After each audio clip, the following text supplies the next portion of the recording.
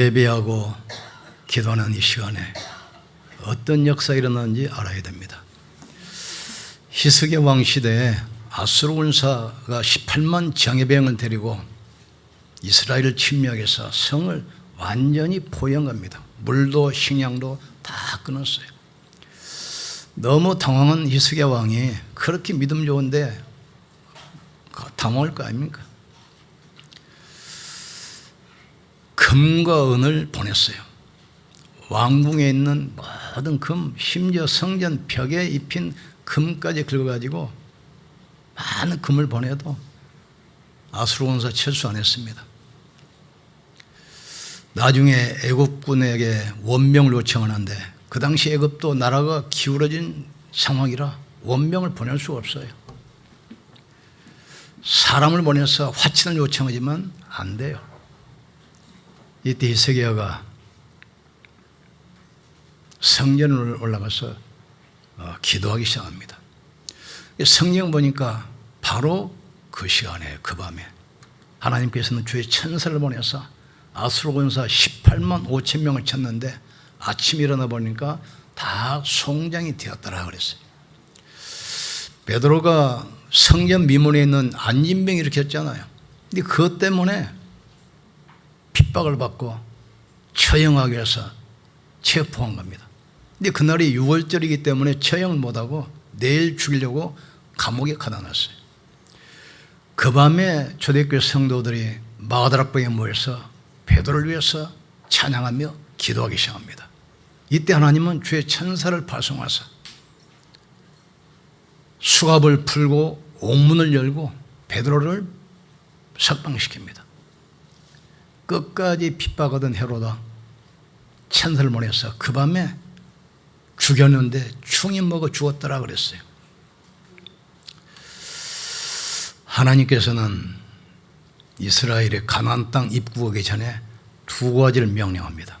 첫째, 들어가서 가나안 땅에 있는 모든 우상을 제거해라. 석상, 목상 모든 걸 다 제거해라. 두 번째, 원주민과 결혼하지 말라.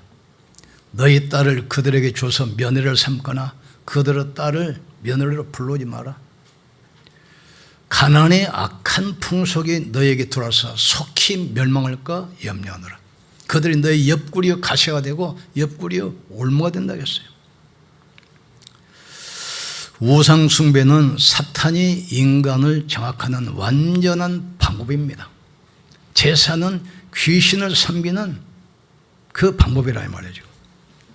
인간은 우상 숭배를 할 필요가 없는 존재입니다. 하나님의 형상과 모양대로 창조하시고 생기를 그 속에 넣어서 영적 존재잖아요. 하나님께서 사람을 하나님의 형상과 모양대로 창조하시고 그들에게 복을 주시며 이르시되 생육하고 번성하여 땅에 충만하라. 바다의 물고기와 하늘의 새와 땅에 움직이는 모든 생물을 다스리라 하시니라. 인간은 영적 존재이기 때문에 하나님과 소통하는 존재예요. 이 비밀 가지고 세상을 다스리고 지배하고 정복하는 존재이지 세상을 섬기는 존재가 아닌 것입니다.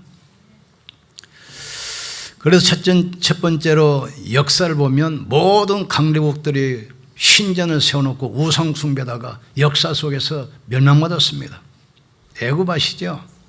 피라미드 어마어마한 신전 세워놓고 모든 것을 신으로 다신교 국가입니다. 하나님이 애굽을 칠 때 애굽에 있는 모든 신들을 다 쳤다고 했어요. 애굽은 농업 국가이기 때문에 노동력이 많이 필요해. 그러니까 아이를 많이 낳아야 돼. 그래서 이 파리 메뚜기 알을 많이 낳은 짐승을 타산의 신으로 섬겼어요. 그러다가 나중에 철저히 멸망당하잖아요. 또 바벨론 보세요. 느보 신상 세워놓고 우상 숭배를 강요했어요. 우상 숭배 거절하는 새 청년 불 속에 집어넣잖아요. 다니엘도 우상 숭배 거절하다가 사자굴에 집어넣잖아요. 아수르에게 철저히 망했습니다. 로마 제우스 신상을 세워놓고 전 세계를 우상으로 끌고 왔어요. 나중에 동로마, 서노마 나눠져 가지고 모슬렘에게 1000년 동안 철저히 무자비하게 짓밟히잖아요. 우리나라도 일제시대에 총회 차원에서 교단에서 결의를 했어요. 신사참배하는 것은 우상숭배가 아니라 국가 의례다. 목사들이 앞장서 가지고 전 교회 목회자들이 신사참배 절한 겁니다. 그걸 얼마 있다 6.25가 터져서 수백만이 학살당한 거예요.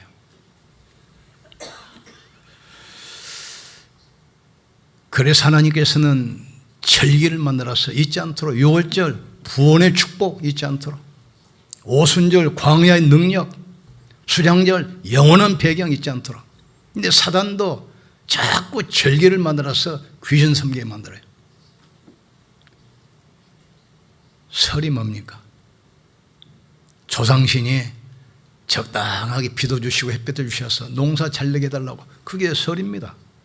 추석은 뭐죠? 조상신이 축복해서 풍년이 들어서 그러니까 핵과 핵복시 가지고 또 차례 제사드려요.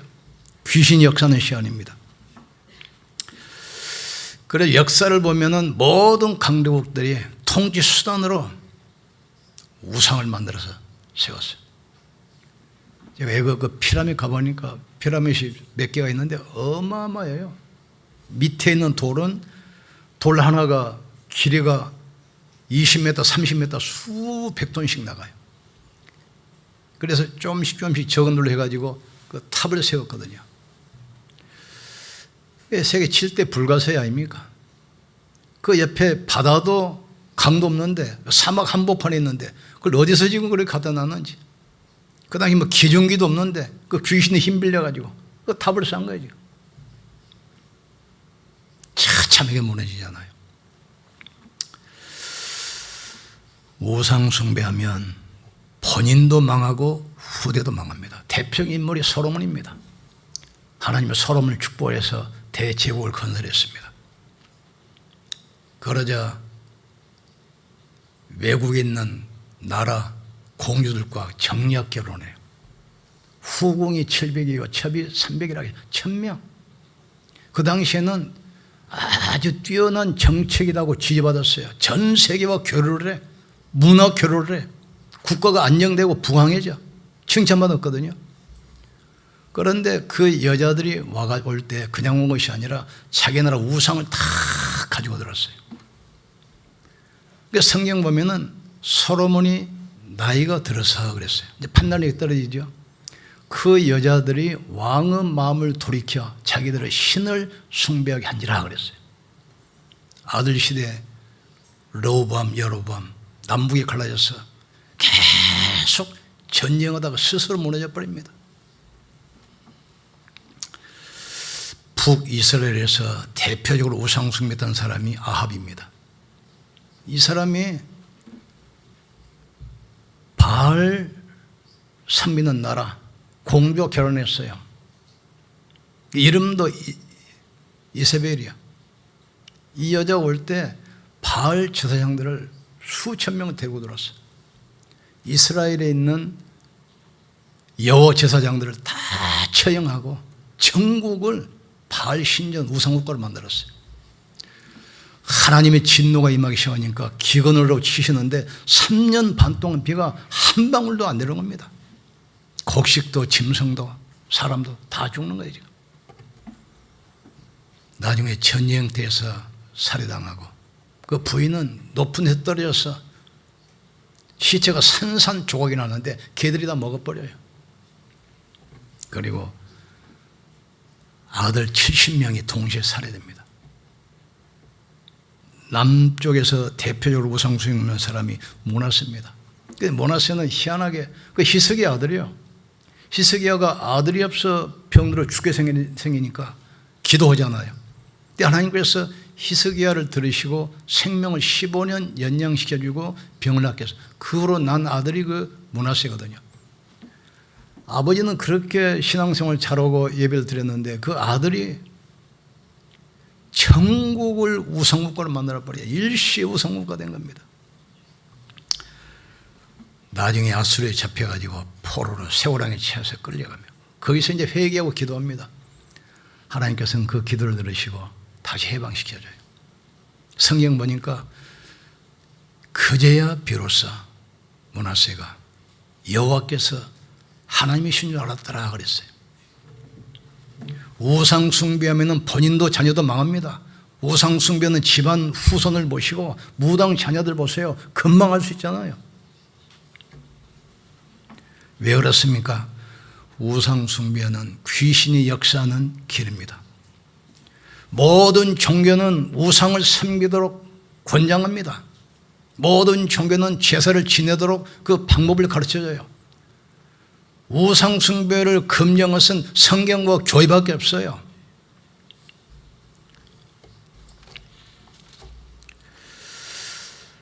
그래서 하나님이 모든 말씀으로 말씀해 이르시되 나는 너를 애굽 땅 종되었던 집에서 인도하여 내 하나님 여호와니라.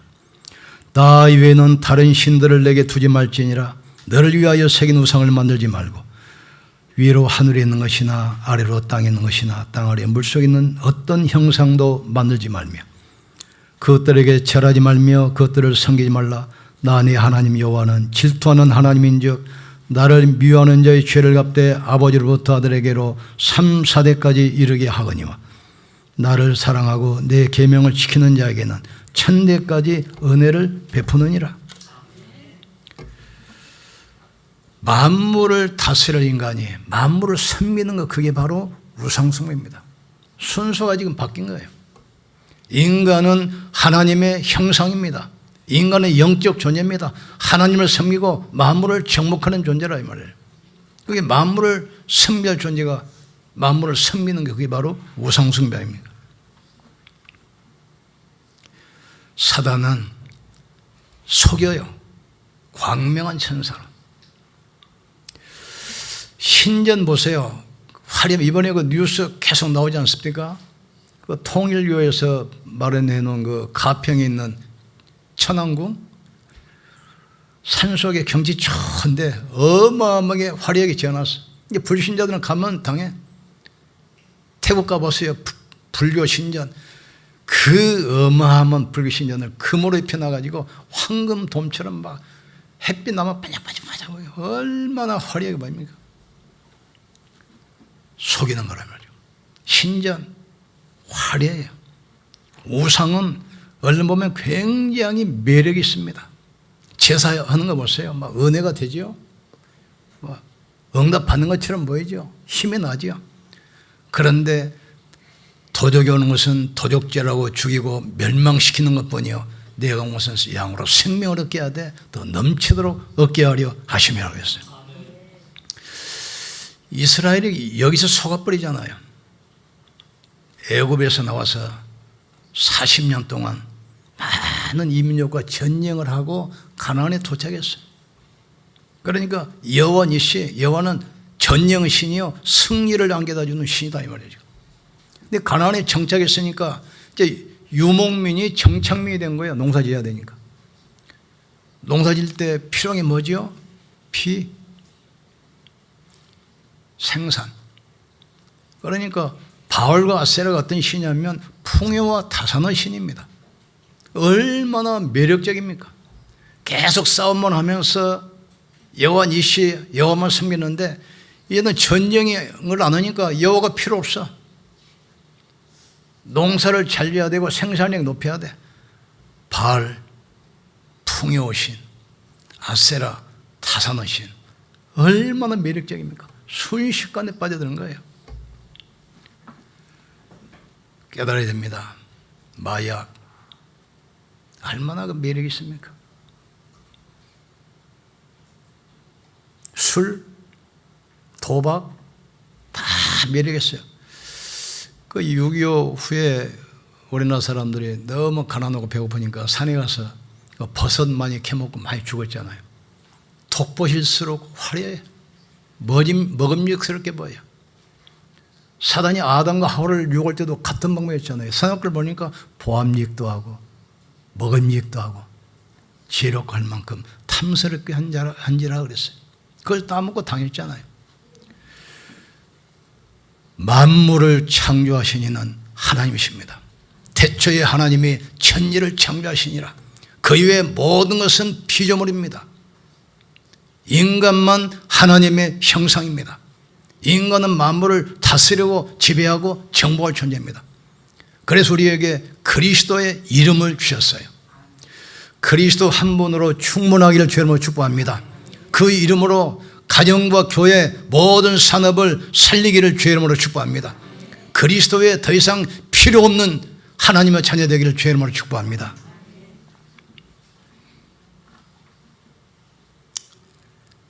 이스라엘이 애굽 사람들이 애굽에서 그 신으로 섬겼던 곳이에요. 팔이 이 개구리 메뚜기 특징이 알을 많이 낳아. 그게 타산의 신이라는 거예요. 신. 그 하나님께서 철저히 무너뜨리잖아요.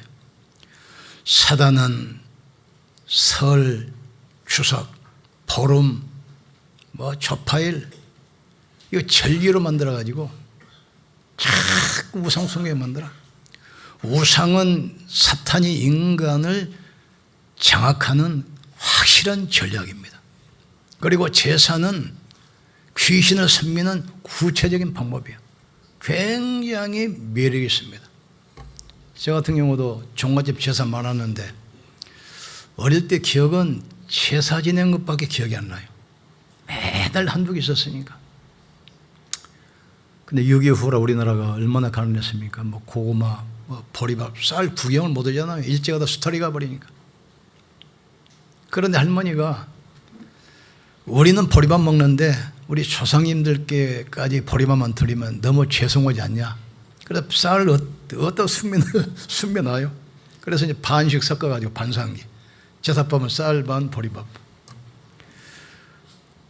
근데 그 지역마다 제사 지내는 시간이 다르면 어떤 지역은 초저녁, 어떤 지역은 밤 12시, 어떤 지역은 새벽에 드리는. 우리 지역은 밤 12시 되면 땡 한번 숟가락 꼽아요. 그 제사 딱 지내고 나면 우리는 이제 막 잠들었으니까 막 깨. 야, 제사 끝나다 밥 먹어라. 꽁물밥 먹다가 쌀이 50% 섞이니까 입에 들어가면 다 녹아버려. 눈도 안 뜨고 밥 다 먹어. 그러니까 제사 지내는 그 기억밖에 없어요.